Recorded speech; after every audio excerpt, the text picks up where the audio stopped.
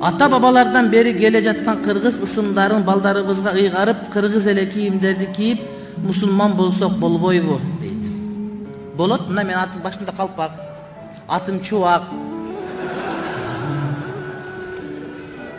Мусулманмын деп, ал эмес кыргыз мусулманынын кайсы бир жерде атына сүйлөгөн укугум бар деп жүргөндөрдүн биримен. Эгерде ошол атым менен мусулман болбосом, калпак менен мусулман болбой калсам, анда өзгөрткөнгө туура келет болчу. Мен мусулманчылыктын борбору Мекке шаарында окуган. Мен бүткөндө СНГ боюнча жалгыз бүтүрүүчү болгон адаммын.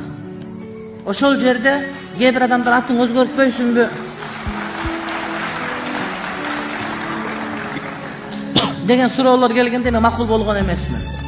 آمنت بالله وملائكته وكتبه ورسله واليوم الآخر والقدر خيره وشره من الله والبعث بعد الموت لا إله إلا الله.